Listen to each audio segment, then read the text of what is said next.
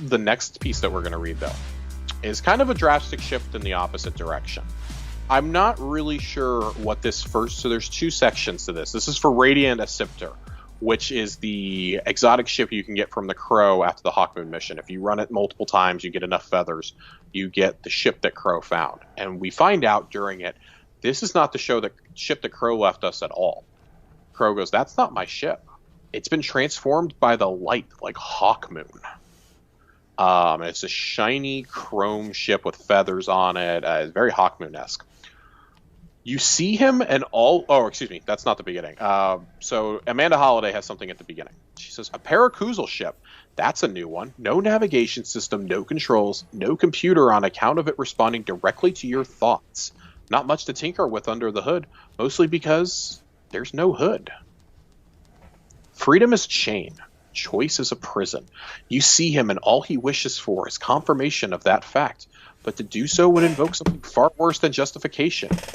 You'd feel his hand reaching inside of you, grasping for your heart and tearing it free for himself. You know the pain he will cause. One last act of defiance to break your shackles, exerting the strength you had been slowly gathering all this time.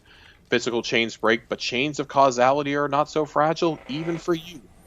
You see him and he is satisfied. Then he is gone. Your roar of defiance echoes into the infinite. You know they will witness. It is only a matter of time. I am the last speaker. During the long years I have held this title, I also held out hope that my peers still remain somewhere in this world or others. But that hope, like this title, has been taken from me. I compose these thoughts on the eve of what may well be my passing, within the cold walls of a prison, so dark and suffocating, not my private chambers. They are my last words, but perhaps my most important. My captor desires knowledge, understanding, a clarity that even I have been denied by the traveler. He does not understand how hard it is to communicate. Doesn't care to. He would take rather than have the patience to be given. He asks me to make the traveler see him, speak to him, but he does not understand. I cannot make the traveler do anything. I can only listen and repeat. He does not wish to listen to the warnings, or to me.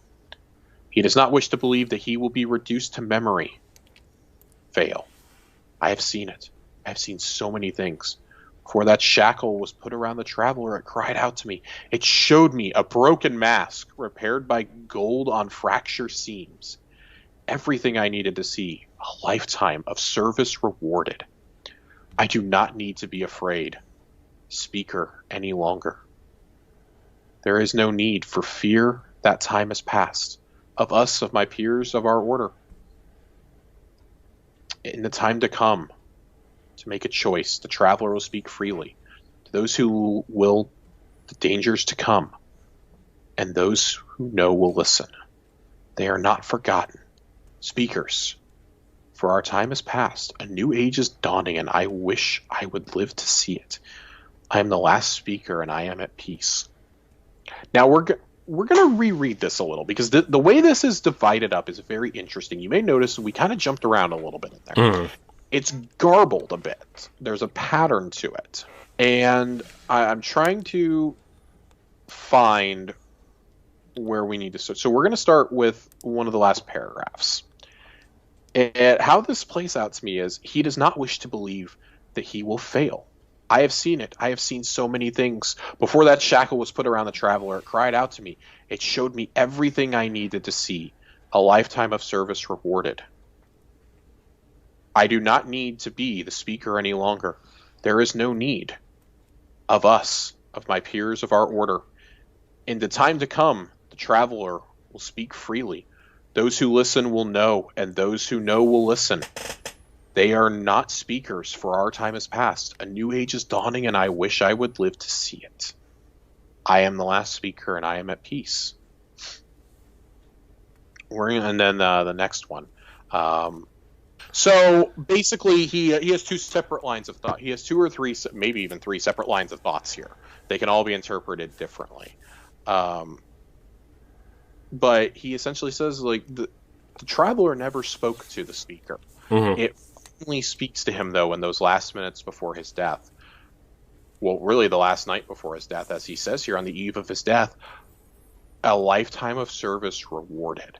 And I think it's really interesting what he says there when he says that The speakers are no more. They're of an ancient order that is going to cease to exist, because we were talking the last couple of weeks about how, one of the theories is that Crow is going to become the new speaker. I think this puts a nail in that. Rather, us and the Crow are the first of a new order that the Traveler speaks to directly. The Traveler's, for lack of a better terminology, the Traveler's chosen. Mm-hmm. And like the sidearm. So the sidearm is interesting because when you read the lore on the sidearm, it's Savathun's thoughts towards Zavala. Mm-hmm. And it's almost the inverse. It's like almost like she's like the avatar for the darkness in a lot of ways, and Crow and ourselves are like the avatars of the light almost. Mm-hmm. And it's just very curious that Uldren Sov, of all people, is raised and hears from the Traveler within like a year of his resurrection. Mm-hmm. Much like we saw visions from the Traveler almost right away. The Traveler, of course, leads us out of the city. We follow the Hawk. Mm-hmm. To the EDZ, and right. We're following the Hawk again and whatnot. We are the ones who awaken the Traveler at the end of the Red War. It's just all these other things that like we were at the cosmic center of it, and it's cool knowing that we're not the only one now. That the Crow also gets that. There's been suspicions that Ikora may have been spoken to by the Traveler in the past, but nobody else has in living memory. If anybody else has, it would have been Osiris, I feel. Mm-hmm. And this just adds another wrinkle. I think this ship is just it's so prudent to read it like that, and it's just so different, mm-hmm. I guess you'd say. I absolutely love that. Yeah, I do too. I think that the Crow becoming the next speaker is really interesting because it's going to piss a lot of people off, especially when they figure out who he is. So I don't even think it's that. I think it's the fact that he's going to be able to prove that he's heard from the Traveler. Yeah. And I think the speaker, so this is one of the only wise things the speaker's ever said. Like, we haven't had something from the speaker in years. Mm-hmm. And it's fitting that we're getting it now, that we're getting messages directly from the Traveler and saving the shard of the Traveler from Savathun. And Crow is helping us do that. We're taking on the High Celibate together and everything else. And that somehow this knowledge has been passed on to us through by the Traveler, by the light of the speaker's final thoughts, that the speaker did finally hear from the Traveler, but it was in death. Mm-hmm. But it was a lifetime of servitude and of faithfulness to the light. Even though he didn't speak, he still imparted messages to his best interpretation. You almost have to wonder if Zavala and Ikora are going to get a moment like that over the next couple of expansions. One of them has to. Especially from what we know of the Dark Future. Ikora dies every time. Mm-hmm. Zavala dies every time. Mm-hmm. We know Zavala's faith is completely shaken, whereas Ikora goes down with a tower. She's crushed underneath it. And you have to wonder, is it going to be the same for them? Are they going to hear also mm-hmm. the Traveler in those final moments or not?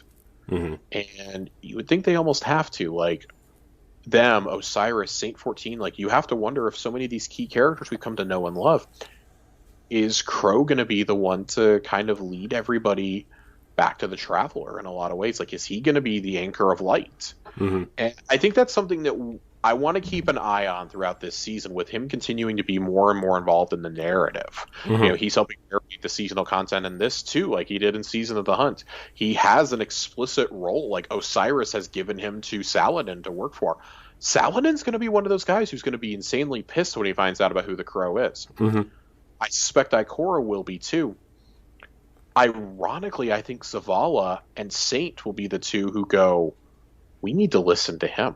Mm-hmm. We have to. Mm-hmm. Have to listen to him. Mm-hmm. Especially Saint. Mm-hmm. Saint is one of those, like, he also doesn't feel like he belongs. He's a man literally out of time. Right. And he's back, though. He's still struggling to find his place here. Who better to serve underneath a new Vanguard than with Crow at its head and, say Zavala or, But even what if we do away with the Vanguard by the time of Lightfall at this point? I think this brings up an interesting point, a new order of light bearers, essentially. You know, the consensus expands, and what if instead of the Vanguard, it's the consensus, but we get rid of things like, you know, we canonically get rid of Dead Orbit and the new monarchy and the future war cult. And it's just like basically humanity's strongest light bearers who are leaders, and the most revered ones, like the ones who have actually heard from the Traveler. Right. I do think it sets up something interesting that all faithful light bearers will eventually hear from the Traveler. Yeah. Possibly. Who knows? Like, you know, right now they're using it sparingly. What if in Lightfall that's the final message of the Traveler? Like, there's so much speculation now that we've read this one piece of lore, and I really want Bife to do a video on this and break it down in a smarter way than I can. Right. But that is our lore corner for this week. This is a good one. Like, now it's just like, man. That's going to be something that's on my mind for a long time. Do you think this dark future is going to happen? Do you think we're going to witness Ikora and Zavala dying at some point? At some point, yes. I don't think it'll play out like it does in the dark future, though. I do think Anna is far more important to the future than we realize right now. Right. There's a reason why she's the only one that wasn't killed off on the planets. Right. Right. And we've all thought for a long time, like, oh, it's because she's going to make Fellwinter 2.0. Right.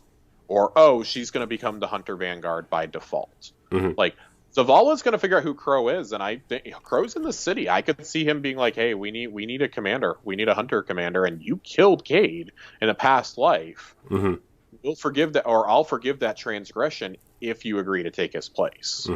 Can he be a Hunter Vanguard and the Speaker at the same time? We don't know. I mean, the way I'm interpreting this lore is the Order of Speakers is gone. Because, I mean, if Crow is going to be like, well, the Traveler spoke to me, then we have to step up and say that too. I could see, canonically, us becoming the Speaker by the end. If there is a singular Speaker, I could see it being the Guardian, the young wolf, the Slayer of Oryx. Like, we have killed literal gods at this point. There is nobody else who matches up to us in human history at this point. Right. Right? And we've done it all in 6 years. What'd y'all do for, like, 1,000 years? Y'all did fuck all, apparently. You killed a couple space dragons, and you built a city. Congratulations. A crappy city that's made of, like, looks like something that they just threw together. Interesting lore. That's gonna do it.